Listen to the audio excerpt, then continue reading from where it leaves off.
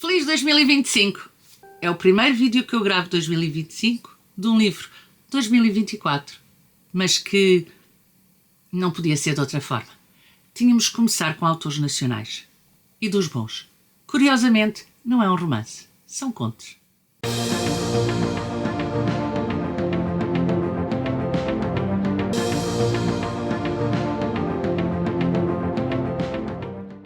Olá!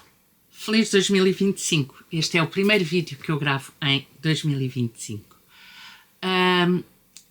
E deixei este livro exatamente para começar com, eu acho que com o pé direito e com autores nacionais.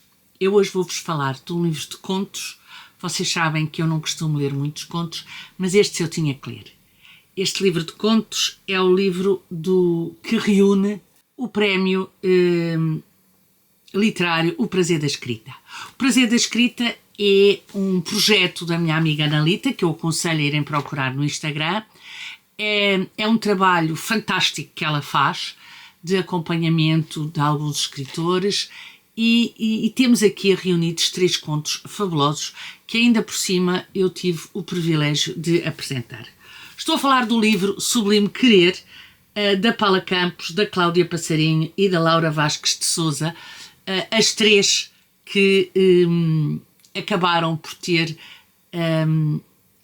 digamos assim, serem as escolhidas para os melhores contos. Temos aqui o conto que ganhou o prémio e que é o da Paula Campos, que se chama De que é feito um poeta, e depois temos 2 menções honrosas da Cláudia e da Laura.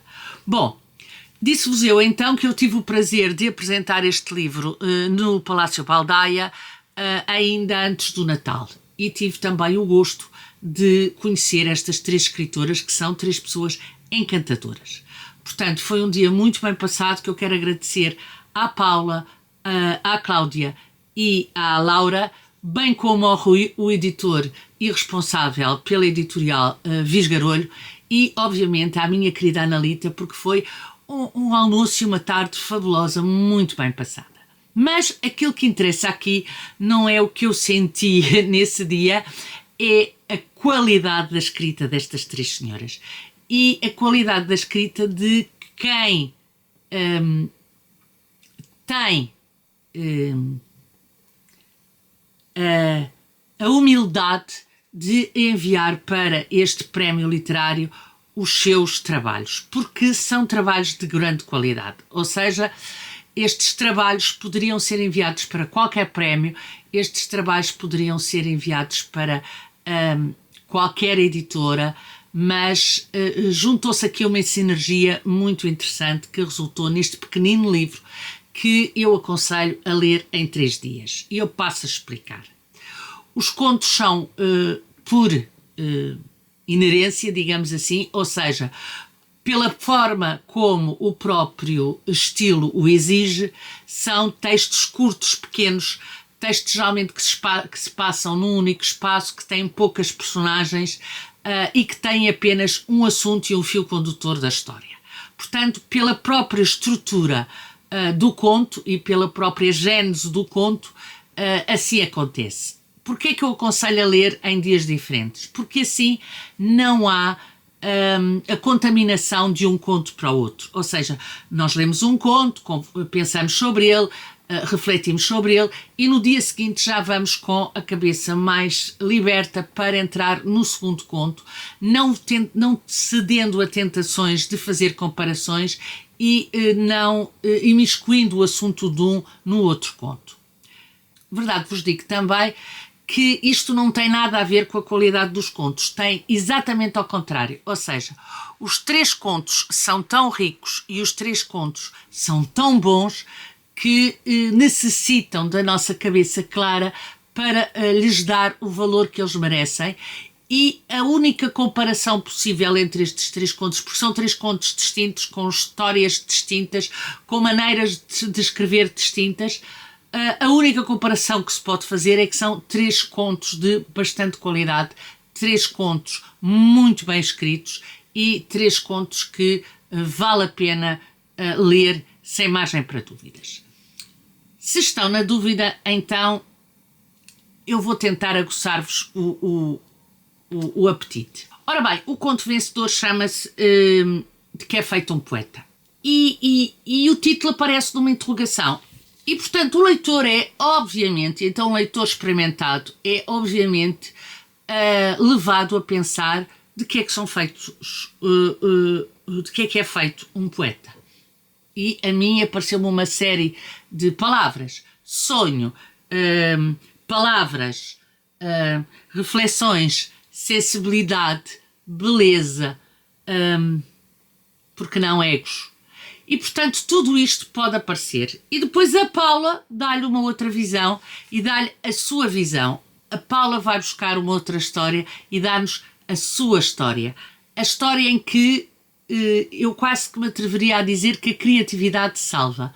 Um poeta é alguém que usa a criatividade para poder, por vezes, salvar-se a si mesmo. Temos aqui um conto sobre poesia, temos aqui um conto sobre redenção, temos aqui um conto sobre morte, temos aqui um conto sobre destinos.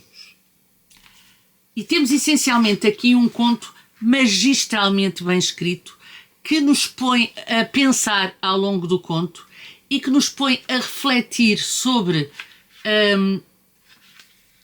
eu quase que diria, algumas certezas que nós temos e que se calhar não são tão assertivas como aquilo que nós pensávamos.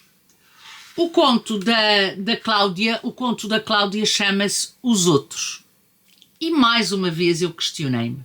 Quem são estes outros? Seremos nós? Será uma pessoa? Será alguém? Enfim.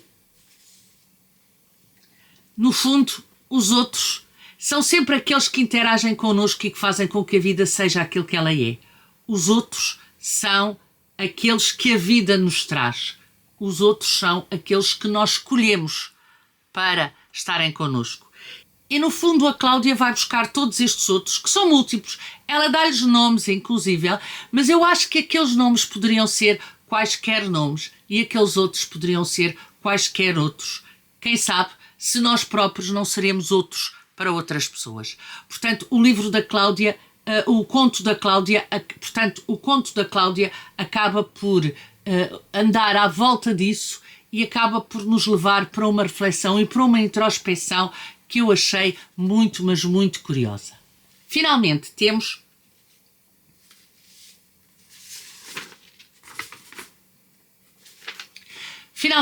o conto da Laura. O conto da Laura chama-se Purga e é importante, eu não vos vou dar de bandeja, dei naquele dia, mas hoje não vou dar de bandeja, é importante ir ao dicionário ver a definição de purga, porque ela tem um sentido simbólico que eu não conhecia. Eu nessas coisas acho sempre, quando um nome me parece assim estranho, que há qualquer coisa ali que poderá não estar a ser muito bem contada. E, portanto, resolvi ir ver a definição de purga. E há um sentido figurado que eu acho que tem tudo a ver com o conto da Laura e tem tudo a ver com esta ambivalência que ela nos quer dar, no seu conto entre a verdade e aquilo que nós consideramos verdade, entre a ilusão e a mentira. E isso é muito bem explicado no conto da Laura. Como veem, são 3 contos magistralmente bem escritos e é isso que os une, mas com temáticas completamente distintas e com objetivos e temas completamente distintos. Portanto, eu volto ao princípio e digo-vos para lerem um conto de cada vez. Claro que eu aqui falei muito menos dos contos do que falei na apresentação, até porque não vos quero tirar o prazer da leitura, não vos quero tirar o prazer da descoberta que eu senti, não vos quero tirar esta leitura que é, diria eu, de cada um, mas que acaba, e nestes contos isso está bem patente, por ter um coletivo e por ter um elemento que acaba por nos unir a todos em relação a verdades, em relação a elementos que são universais e a elementos que todos nós valorizamos, uns mais, outros menos, mas que acabamos por, mais cedo ou mais tarde, refletir sobre isto. Estas 3 meninas deram-nos as hipóteses de refletir depois de ler textos magistralmente bem escritos. Logo, Sublime Querer é o primeiro vídeo de 2025 que eu faço. Foi um livro que eu ainda li em 2024, mas que eu acho que tem que ser lido por muita gente, porque vale muito, mas muito a pena. E pronto, aqui fica a minha opinião sobre Sublime Querer. Digam-me se já leram, digam-me se estão a pensar ler, digam de vossa justiça e vejo no próximo vídeo. Tchau, até ao próximo vídeo.